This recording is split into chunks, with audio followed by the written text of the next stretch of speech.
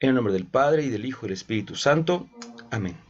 Ven Espíritu Santo, llena los corazones de tus fieles y enciende en ellos el fuego de tu amor.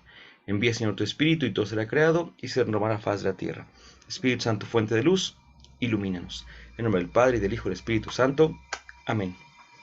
Buenas noches, bienvenidos a este tercer tema de nuestro curso, Peregrinos de nuestra fe. Por ahí se oye el camión de la basura, ¿verdad? Que es más o menos la hora en la que va llegando. ¿Qué creen?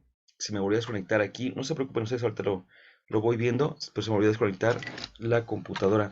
Es que el cargador está muy sensible, pero bueno, ahorita disculpen ustedes el ruido que voy a ir ocasionando, pero intentaré no hacerlo demasiado. Vamos a hablar de ética cristiana. Y quisiera que comenzáramos de una manera distinta, puesto que cuando uno hace una, un curso, por ejemplo, de filosofía, para empezar, una de las cosas que se dicen en un primer momento es que la filosofía se divide, entre otras grandes divisiones, por supuesto, en materias teóricas y materias prácticas. Y cuando se habla de materias teóricas, voy a poner alguna como ejemplo, se habla de la metafísica, por ejemplo, ¿no? Es tan teórica que de hecho el nombre mismo nos remite a un estudio de cosas que no están aquí, lo que está más allá de lo físico, lo que le da sustento a lo físico, la metafísica.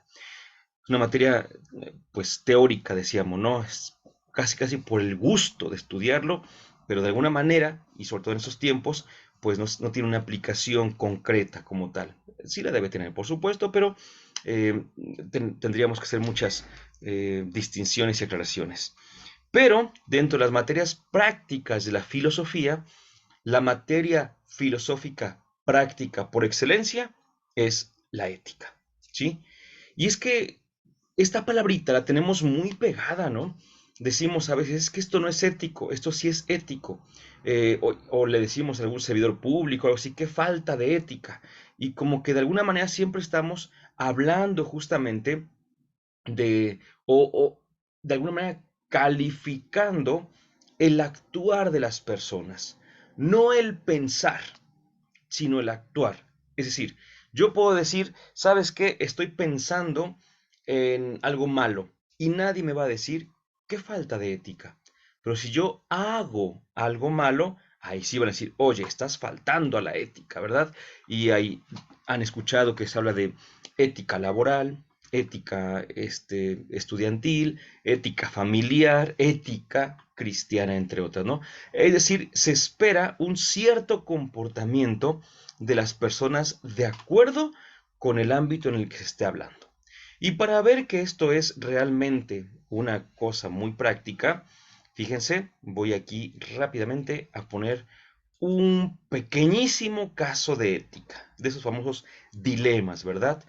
Un robo a un banco. Si yo de repente les dijera, robar está bien o está mal, yo creo que la mayoría, espero no equivocarme, por supuesto, pero diría la mayoría robar es algo malo, ¿verdad? Algo que en la calificación ética o moral le llamaríamos es algo inmoral o es algo, perdón, ilícito, ¿sí? Pues pensemos en este caso que les voy a proponer, que lo pueden encontrar en internet y bueno, somos testigos de cómo un hombre roba un banco. Primero, lo reconocemos, vaya, lo vemos. Sin embargo, observamos que el ladrón, no se preocupen, es un caso supuesto, ¿verdad? No se queda el dinero, sino que lo entrega a un orfanato que carece de recursos para sustentar a los huérfanos que en él viven. Podemos o podríamos denunciar el robo, pero si lo hacemos, es probable que el dinero que el orfanato ahora puede usar para alimentar y cuidar a los niños tenga que ser devuelto.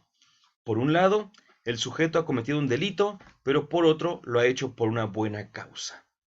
Entonces nosotros, si fuéramos jueces éticos y jueces de la ética de los demás, uno, quizá diríamos, ¿qué haríamos? ¿Lo denunciaría o mejor guardaría silencio? Porque obviamente yo tengo que responder también de lo que yo voy a hacer. Si yo guardo silencio, debo responder por eso. Si yo denuncio, debo responder también por eso. Pero, pues en la otra parte justamente está la situación de que, a ver, ¿y el otro hizo bien o hizo mal? Y si no tenemos, por así decirlo, algunas herramientas para hacer una calificación, pues entonces estamos un poquito estresados, ¿verdad? Sobre qué decidir. No se preocupen, de momento no vamos a decir nada de este caso. Si les parece bien, de hecho, lo vamos a comentar en las preguntas y respuestas posteriores al tema que vamos a dar. Y si alguien escucha o ve este video y tiene alguna cuestión, lo puede dejar justamente en los comentarios aquí en el canal. Nosotros seguimos adelante. Bueno, pues por eso es necesario estudiar la ética y decíamos en particular, nosotros vamos a estudiar ética cristiana. Vamos, como hemos dicho desde las sesiones anteriores, vamos por partes y primero lo primero, vamos a definir qué es lo ético y de lo cristiano, evidentemente vamos a retomarlo y lo vamos a concretar muy fácilmente.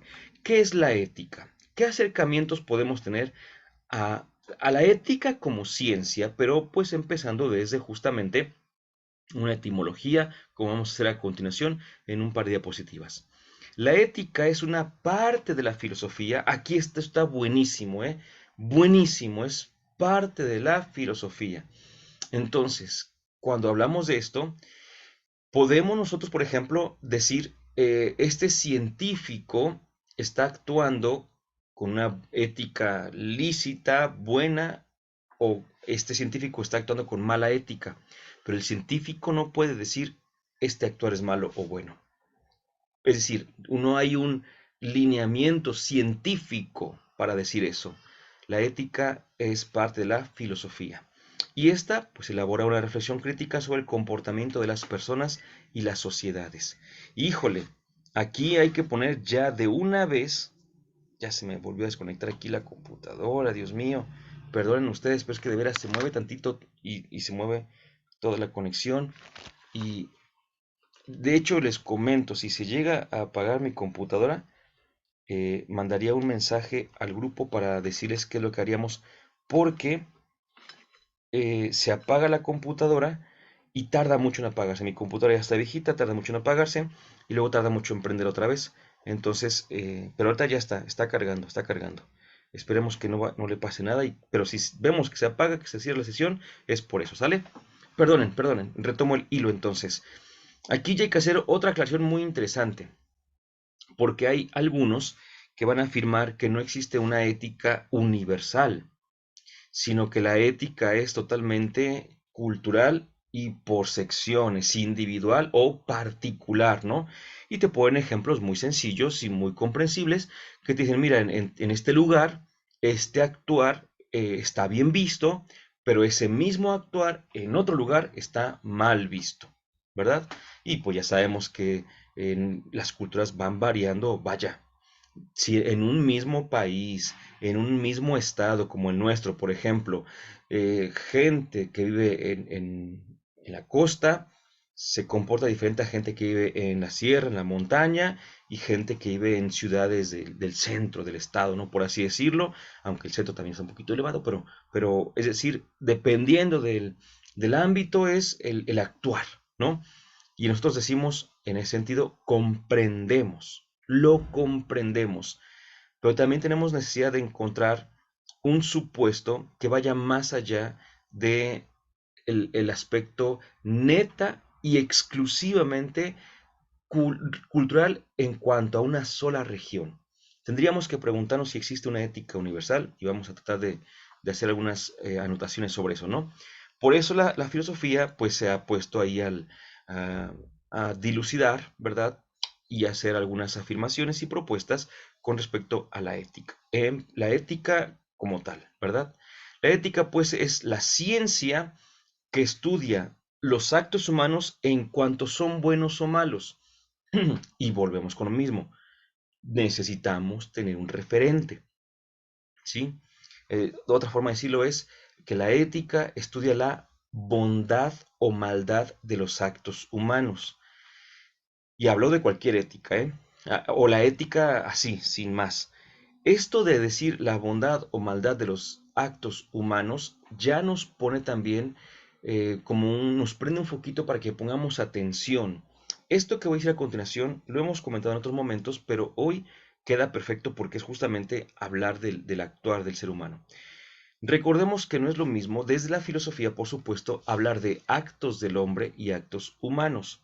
Los actos del hombre son aquellos que le pertenecen al ser humano en el sentido de que ni siquiera lo está pensando.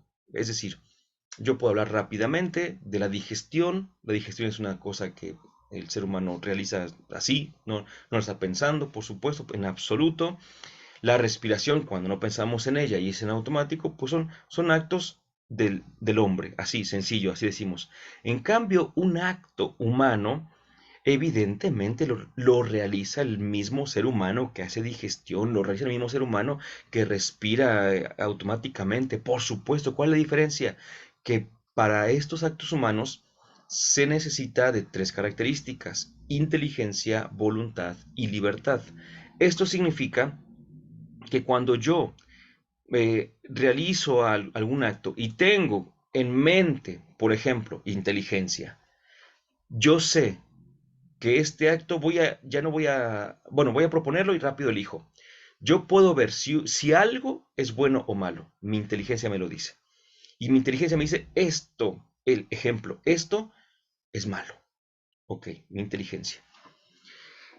O mejor, pongo el primero. Esto es bueno, es bueno. Entonces mi voluntad lo va a querer. La voluntad no sabe si es bueno o malo. Simplemente a la voluntad se le informa por la inteligencia que algo es bueno y la voluntad lo quiere. Y entonces lo desea y por tanto nos motiva, nos mueve a que lo hagamos, a que lo alcancemos o a que lo omitamos, ¿verdad? Pero ahí viene otra cosa. Imagínense que yo digo, esto es bueno, mi voluntad me motiva, pero tengo algo que no me deja hacerlo.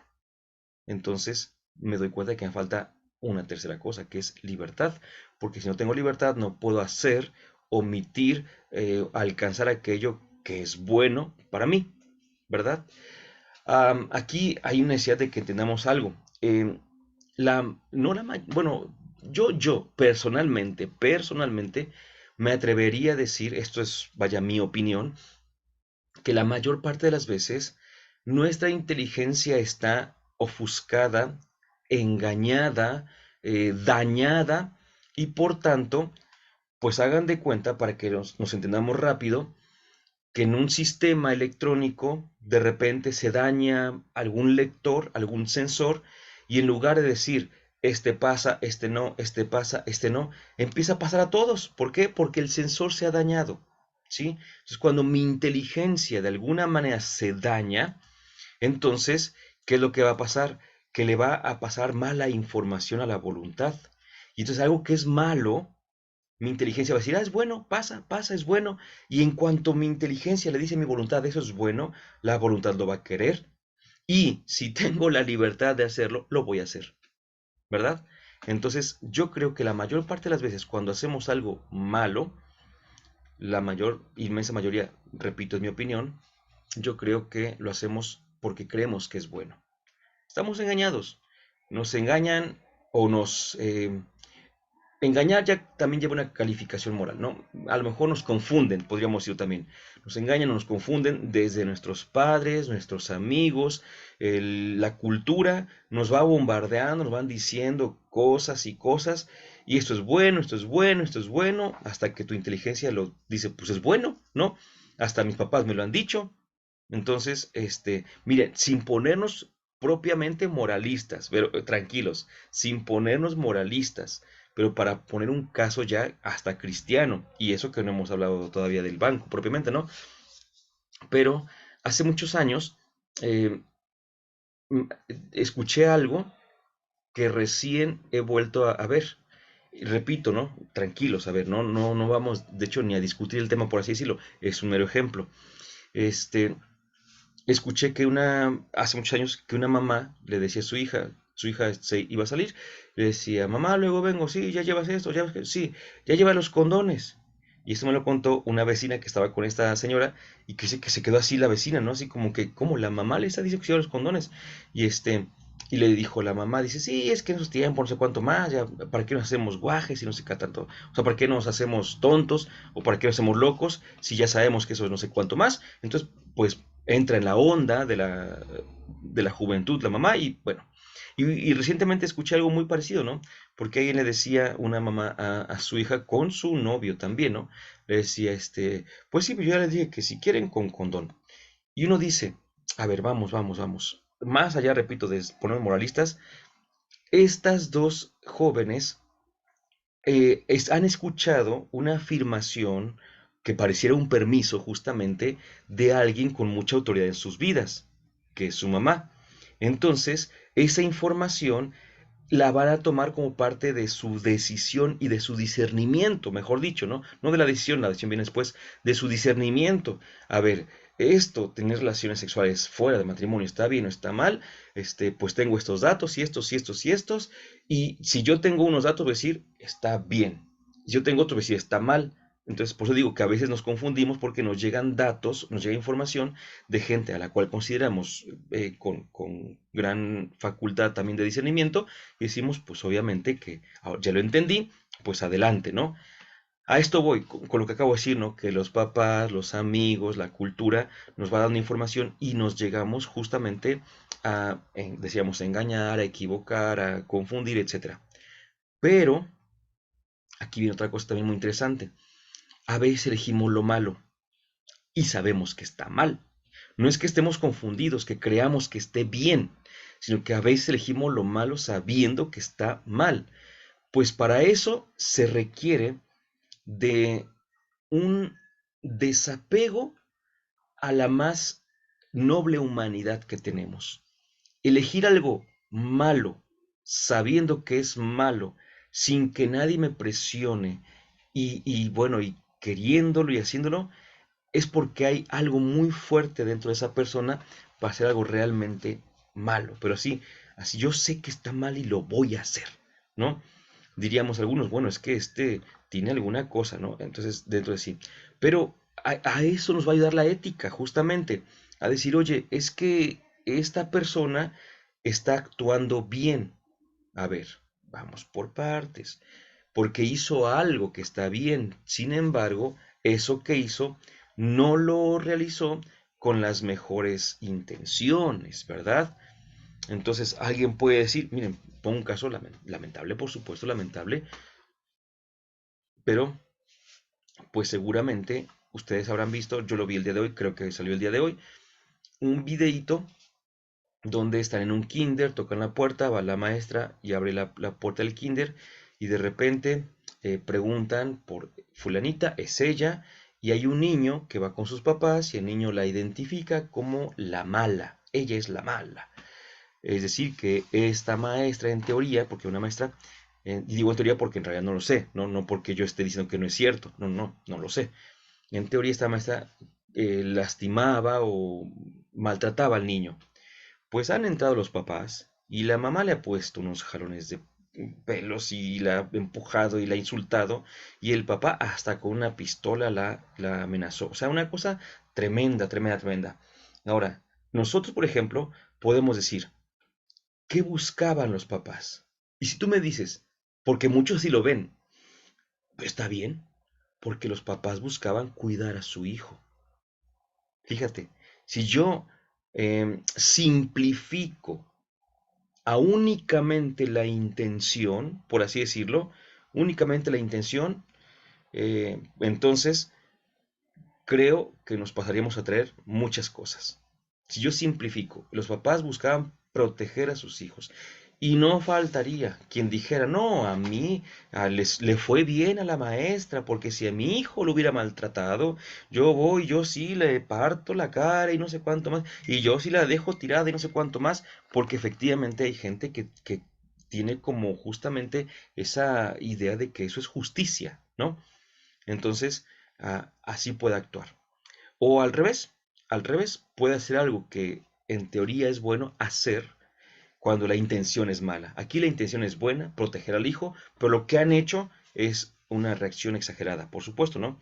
Ahora al revés, haces algo bueno, pero con una intención mala. Eh, por ejemplo, está lloviendo y alguien veo a una persona que está resguardándose de la lluvia y le digo, súbete a mi carro y pues te acerco a donde vas. Y uno dice, ay, pues qué buena gente, que se llevó a la persona. Pero a lo mejor lo que yo quiero es golpearla, lastimarla, robarla y violarla, no sé. Entonces mi intención es otra. Hice algo bueno que fue subir al carro, pero mi intención es otra, ¿verdad? Y que probablemente adelante lleve a cabo aquello que mi primera intención decía. Entonces todo esto es un mundo, mis queridos hermanos, para el cual la ética nos ayuda justamente. Por eso decíamos que es algo muy práctico, pero muy, muy práctico. Bueno, entonces la ética es la que nos va a ayudar a decir esto que estás haciendo está adecuado y esto no. Quizá más adelante lo retomemos, pero aquí hay una cosa muy importante. No te lo va a decir mediante un manual, sino mediante tu conciencia. Por eso es indispensable que nuestras conciencias estén bien formadas.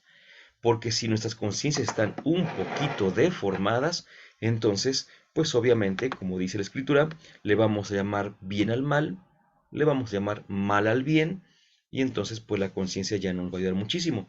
Pero una conciencia bien formada es la que nos va a ayudar justamente a decir, eso está bien, eso está mal. Y en cuanto lo veamos, la inteligencia va a decir, ah, está mal, pues no lo quiero. Dirá junto con la voluntad, oye, voluntad, esto está mal. La voluntad dirá, no, pues no lo quiero. ¿Y la libertad qué va a decir o qué va a hacer? No, pues si ya la inteligencia me dijo que está mal y la voluntad no lo quiere, la libertad no va a decir, no, aquí nos quedamos. No lo hacemos, ¿por qué? Pues porque ya hicimos todo un discernimiento. Bueno, pues por ahí va. Vamos casi, diría yo, como a regresar un poquito, ¿verdad? Pero bueno, así presentamos o preparamos diapositivas. ¿Cuál es el origen de la palabra? Para que lo podamos también como ir comprendiendo. Y aquí es donde voy a distinguir entre una ética universal y una ética particular, o las miles de éticas particulares. La palabra ethos tiene que ver con un carácter personal, el modo como una persona se relaciona con otras, pero también tiene que ver con un carácter social. La sociedad o el hábitat, ahorita voy a decir a qué me refiero, el modo como las personas influyen unas en otras. Pero vamos por partes. Es que ethos es una palabra griega que originalmente significa guarida, originalmente. Es decir, siempre se pone el ejemplo de la madriguera de algún animalito, y entonces lo que está en esa madriguera es lo que hace que ese animalito se sienta seguro, sea su casa, vaya obviamente, su resguardo, y mientras ese etos esté bien, la persona está bien. Entonces, con el paso del tiempo, se fue como asimilando hasta hablar de ciertas costumbres o acciones habituales y acciones que podríamos llamar, fíjate, hay que hacer la diferencia, que de entrada podríamos llamar normales, aunque en realidad lo más correcto es decir acciones comunes, ¿sí? Porque nosotros nos confundimos mucho cuando decimos es que esto es normal. No, a ver. Normal es que está dentro de la norma, dentro de una cierta norma perfectamente bien definida. Y común es que es lo que se suele hacer. Entonces, una cosa es decir esto es normal y decir esto es común, ¿verdad? Entonces, repito, esas costumbres que se fueron quedando. Y aquí viene una discusión que yo la voy a mencionar, pero no voy a meterme en ella propiamente, porque ética, repito, llegó a significar costumbre. Eh, Se me falta la otra palabra con la cual se puede decir, pero lo que uno hace, vaya, ¿no? Las acciones que uno realiza como tal. Ahorita me debo acordar. Y ya dije que esto es una palabra griega. Pues la palabra, después de griego vino el latín con el Imperio Romano y entonces muchas palabras se tradujeron o se asimilaron y todo lo que tú quieras y nos llegan a nosotros. Bueno, en latín había otra palabra que era que se usaba para decir costumbre y que era moris. Y eso significa, de ahí viene la palabra moral, justamente. Entonces, mediante este primer esquema, algunos autores dicen no hay distinción entre ética y moral, porque mucha gente pregunta cuál es la distinción entre la ética y la moral, ¿no? Y algunos autores dicen no hay distinción, ética viene del griego, moral viene del latín, es lo mismo, costumbres, y ya, ¿no? Pero hay otros autores que dicen, no, mira, más bien la ética tiene que ver con la humanidad en sí mismo o en sí misma, mientras que la moral tiene que ver con los pueblos. Entonces, ahí donde hablaríamos justamente de que algo que es moral en este pueblo, en otro es inmoral, ¿verdad? Y uno lo ve tranquilamente cuando dices, a ver, en esta tribu perdida en el Amazonas, las mujeres no utilizan lo que llamaríamos nosotros una blusa, sino que tienen su pecho descubierto, ¿no? Y eso para ellos no representa nada ofensivo, ni nada morboso, ni nada por el estilo. En cambio, en otras culturas, eso representa algo inmoral, ¿no? Y hasta son faltas a la moral y todo lo que tú quieras y demás. Pero eso, entonces dirían algunos, eso es justamente la moral, mientras que la ética tendría que ver con algo un poquito más humano. Por ejemplo, se ha visto, eh, de alguna manera, que la mayoría de los pueblos, ya no se atreve uno a decir todos, porque la verdad es que luego sí hay bastantes cuestiones que tomar en cuenta, pero se dice la mayoría de los pueblos han tenido como punto de partida que no hay que matar. Entonces, eso es más bien como un actuar ético, ¿verdad? Ah, bueno, ya no es moral porque no pertenece nada más a un grupito, sino que es algo más a nivel humanidad. Otros dicen que la moral es justamente la conducta, es la palabra que les decía que no me acordaba, la conducta, las costumbres o la conducta de las personas, mientras que la ética sería el estudio de la moral, ¿verdad? Entonces la moral sería como el actuar así como muy sencillo y la ética sería el estudio de este actuar. Miren, por eso digo, yo no me voy a meter de momento, lo que quiero decirles es que no todos los autores tienen la misma afirmación con respecto a la semejanza o diferencia entre ética y moral. Nosotros, en particular, proponemos diferencia, no semejanza. No es lo mismo para nosotros.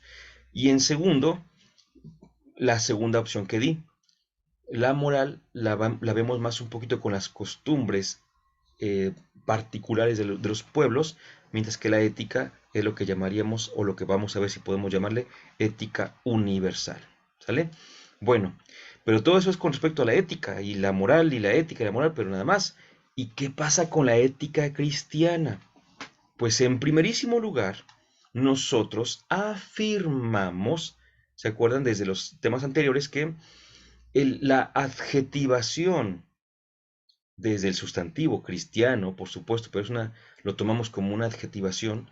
La adjetivación de cristiana, en su momento la escatología, la antropología cristianas, la ética cristiana tiene que ver con esa forma de actuar moralmente bien, ¿verdad? Éticamente adecuados, basándonos en la revelación que Dios ha hecho. Y aquí es donde tenemos, hoy, perdón, me adelanté. Aquí es donde tenemos un, una necesidad de aclaración, porque si no hacemos esta aclaración, les puedo asegurar que podrían burlarse de nosotros, pues dirían, mira, un cristiano, un creyente de la Biblia viene a hablar de ética, parece que no ha leído la Biblia. A ver, a ver, a ver.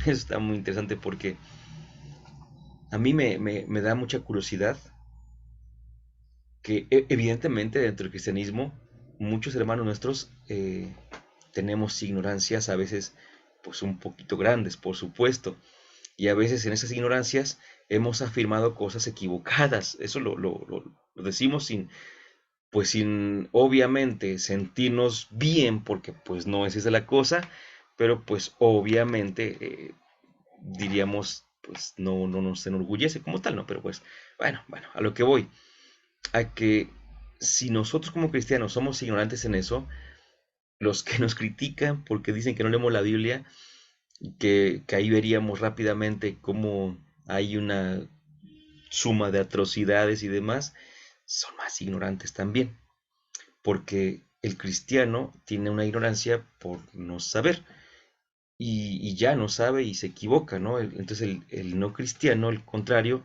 lo que hace es criticar algo, pero lo critica mal. Entonces, híjole, critica sin saber, ¿no? Yo a ustedes ahorita les voy a decir a qué me refiero para que nosotros quitemos, si es que ya tenemos, quitemos esa ignorancia, ¿no? ¿Por qué yo me voy a basar para mi ética de vida en un libro que está plagado de cosas terribles, ¿no? Y que yo leo esto y lo que, a ver, vamos por partes, vamos por partes. En primer lugar, ya dijimos que Dios se reveló, pero la revelación de Dios, afirmamos, ha sido progresiva y gradual. Eso es lo primero. El que no entienda o no acepte esto tiene un cúmulo de una avalancha que se le va a venir encima, ¿sí?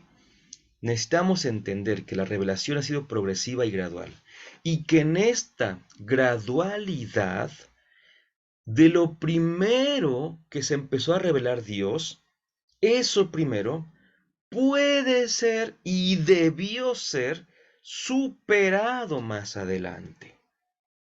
No tiene, y escuchen cómo lo voy a decir, no tiene el mismo peso un mandamiento del Antiguo Testamento que un mandamiento de Cristo. Tienen que recordarlo, por favor, porque nosotros empezamos a hablar de un juicio al actuar que viene en la Biblia y te puedo decir, a ver, hazme 10 juicios en los que tú dirías, esto está mal de la Biblia. Y te puedo asegurar que de esos 10 que tú me hagas, sin que yo te diga nada, estoy esperando que tú los hagas, 8 o 9 son del Antiguo Testamento. ¿Qué estás haciendo?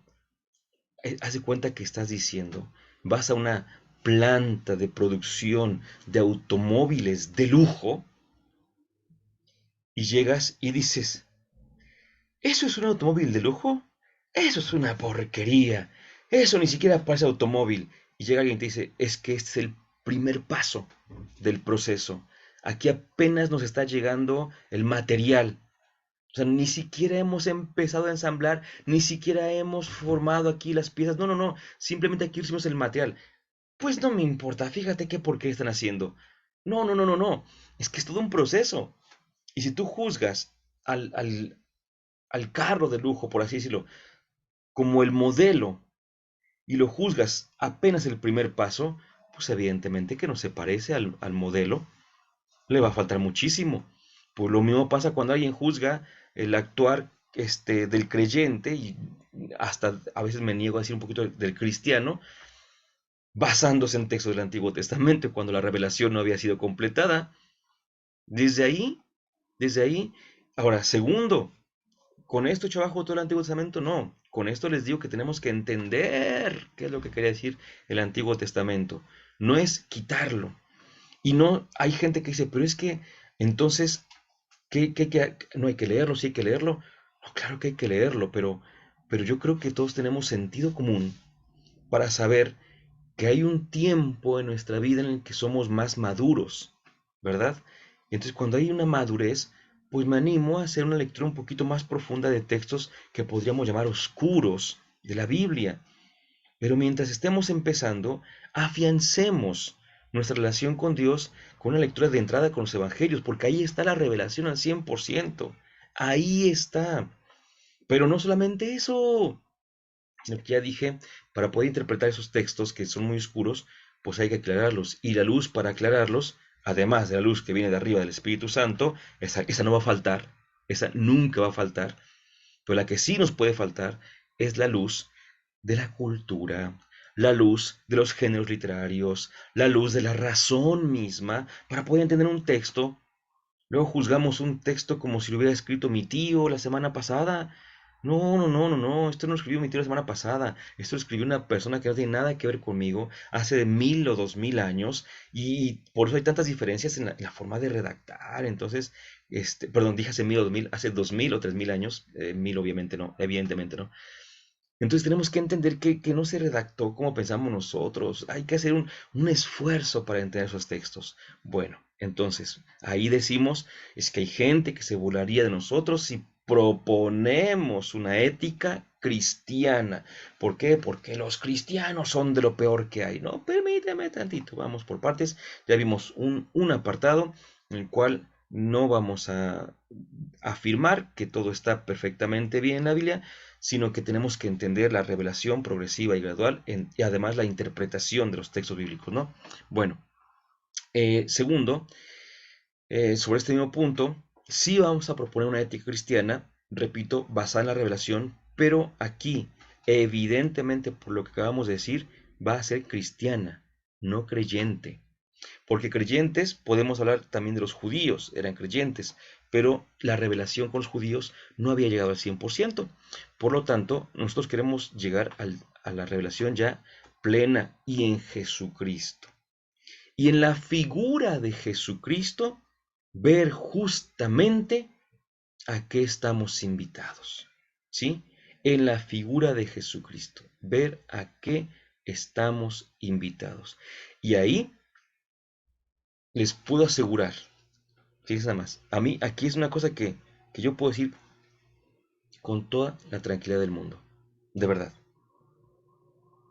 Ateos, no cristianos, creyentes de otras religiones o incluso anticatólicos, podríamos decir anticristianos, pero dejémoslo en anticatólicos, son capaces de afirmar que lo vivido y propuesto por Jesucristo está bien.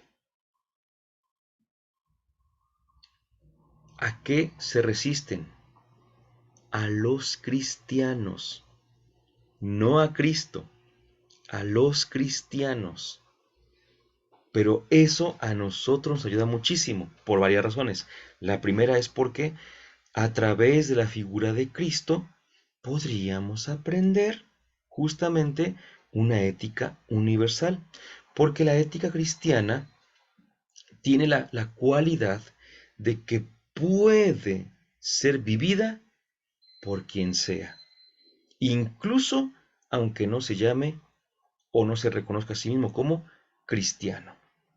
Y el mismo Jesucristo nos dio un ejemplazo tremendo que algunos autores, ahorita digo, llegan a afirmar una cosa extrema, voy a decirlo ahorita.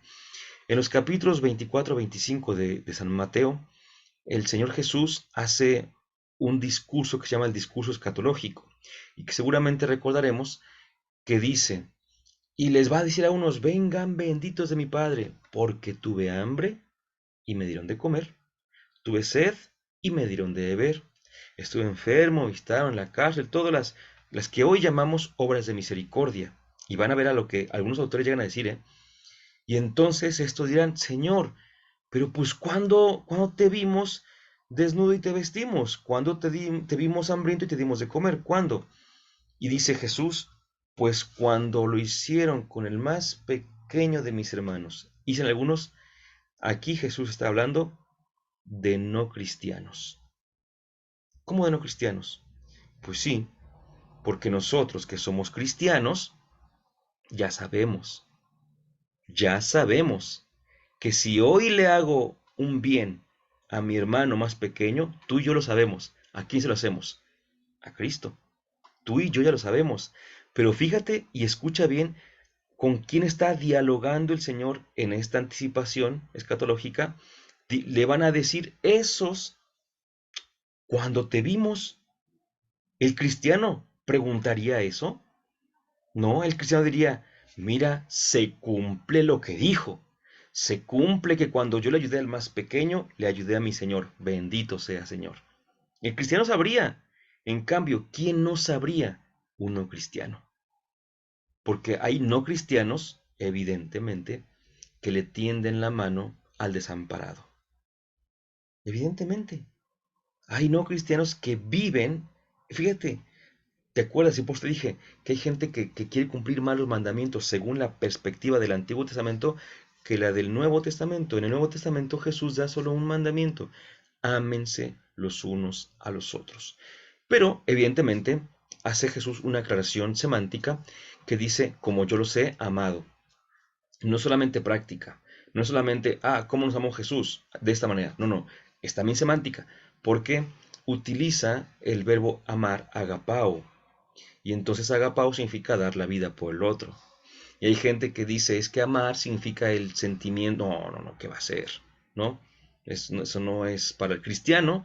Amar no es sentir bonito, ni siquiera es sentir propiamente. Para el cristiano amar es dar la vida por el otro. Entonces, el único mandamiento que da Jesús es ámense los unos a los otros como yo los he amado. Pues todo aquel que ayuda, que sirve, que es generoso, no hace falta que se llame cristiano para estar viviendo el mandamiento del amor. Pero aquí hay que tener también no mucho cuidado, sino mucho respeto. Porque alguna vez, hace varios años, hace más de 60 años o 60 aproximadamente, hubo como un movimiento en el cual se empezó a hablar de cristianos anónimos. ¿Quiénes eran esos cristianos anónimos? Pues gente que vivía los valores del Evangelio, los valores del reino, en su día a día, pero no eran cristianos. Algunos, insisto, hasta ateos, otros agnósticos, otros creyentes de otras religiones, pero no cristianos. Y entonces alguien tuvo a bien decirles cristianos anónimos. Pero por eso digo que hay que tener también mucho respeto porque evidentemente muchos de estos, de hecho, le huyen al cristianismo, como para que tú, por buena gente, les llames cristianos si ellos no quieren ser llamados así, ¿no?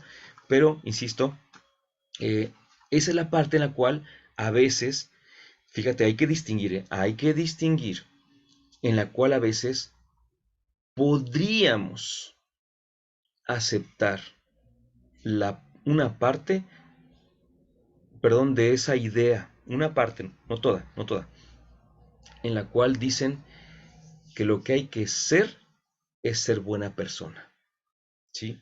No estoy en absoluto, pero ni tantito diciendo, tienen razón los que dicen que la mejor religión es de buena persona. No, no, por favor. Eso es una exageración y además es un error. Un error metodológico muy interesante. Aquí nosotros decimos, ¿sabes qué? Yo, por ejemplo, voy a tomar, y perdóneme por esto que voy a hacer, pero voy a tomar ficticiamente el papel de Dios en este momento, ¿no? Como juez, que no es la idea que me agrada que entendamos de Dios, pero la voy a proponer. Como juez, voy a tomar una idea de Dios, de que soy Dios, ¿no? Entonces llega una persona y yo no le voy a preguntar de qué religión eras. Es así como católico, al cielo directo. Cristiano, al cielo directo. ¿A qué me refiero con cristiano y católico? Ya sabemos que los católicos somos cristianos, pero a veces diferenciamos, ¿no? Entre el cristianismo amplio y el cristianismo muy particular del catolicismo, ¿sí? No me refiero a los protestantes, ya saben que yo a los protestantes no les llamo cristianos, son protestantes, algunos son cristianos, por supuesto, no todos son cristianos. Entonces, yo no voy a decirles de qué religión eras budista, no, pues fíjate que los budistas no entran al cielo. Musulmán, no, ustedes menos, no, no, no, no. No, Dios no va a preguntar por las religiones en ese sentido, ¿no? Sino es qué tanto amaste, qué tanto bien hiciste en este mundo, ¿no? Y entonces justamente ahí, pues digo, ahí sí podríamos ver que el juicio de Dios se va a basar en el amor. Pero, para que no nos quedemos con la confusión, el amor es distintivo del cristianismo, ¿sí? Dicen algunos, en ese sentido, el cristianismo es la religión más fácil del mundo, porque el cristianismo es un solo mandamiento, amar, ¿sí? Amar a Dios sobre todas las cosas y a tu prójimo como a ti mismo, amar. Ámense los unos con los otros, ¿no? Ámense, ámense. Es el amor, el amor. Ahora, esto puede excluir la institución, es otro punto cuando vemos eclesiología, ¿verdad? Pero anticipemos que no se puede. No se puede porque la forma, y primera vez que lo voy a decir de esta manera, la forma que toma en este mundo concretamente el amor es iglesia, ¿sí? Y la iglesia, nosotros vivimos en un mundo que es, permítame usar la palabra, ilemórfico. Todo tiene materia y forma. Entonces también la iglesia, aunque tiene una forma espiritual, la iglesia tiene una forma también o una materialidad, y entonces es la institución. Así que no despreciemos la institución, porque ahí está justamente la iglesia que viene del amor que se tienen los unos con los otros. No hay iglesia, no existe como tal iglesia sin amor. El amor hace iglesia justamente. Por tanto, tendríamos que ver, voy a saltarme esta diapositiva porque ya quedó atrasada, ¿no? Una última afirmación que se me hace también, pues bonita, por así decirlo, ¿no? ¿Qué es lo que intentamos con todo esto? Hacer una reflexión que ayude a las personas a dar la mejor versión de sí mismas, que cada uno elabore ideales de vida, vida buena, vida plena, pero de una vida feliz. Y el sábado pasado tuve un tema con unos jóvenes, eh, y en ellos les preguntaba, ¿no? Bueno, ¿quién quiere ser feliz? Y pues obviamente que todos levantan la mano siempre, ¿no? No la levanta el que no me escucha la pregunta, por supuesto, pero cuando digo, ¿quién quiere ser feliz? Levantamos todos. Y les digo luego, ¿quién quiere ser santo? Y como que ya, no todos, porque algunos tienen una mala concepción de lo que significa ser santo, pero después de explicarles, siempre les digo, fíjate que alguien feliz se le puede acabar su felicidad. Al santo no, porque la felicidad del santo está en Dios y Dios no acaba. En cambio, hay muchas felicidades que están instaladas en cosas pasajeras, aunque duren mucho, pero pasajeras al fin y al cabo, y entonces esa felicidad puede acabar y de hecho llega a acabar. Y les decía yo, entonces busquen la felicidad, pero si quieren ser felices, el camino es que sean santos. El cristianismo y la ética cristiana nos conducen justamente hacia el camino de la santidad, y el camino hacia la santidad es el camino de la felicidad. Si queremos ser felices, seamos santos, y si buscamos ser santos, la forma es vivir de acuerdo con aquel que es el único santo y que nos comparte de su santidad. Y ese es Jesús. Dulce Madre, no te alejes, tu hija de nosotros no apartes. Ven con nosotros a todas partes y nunca solo nos dejes. Ya que nos proteges tanto como verdadera Madre, haz que bendiga el Padre, el Hijo y el Espíritu Santo. Amén.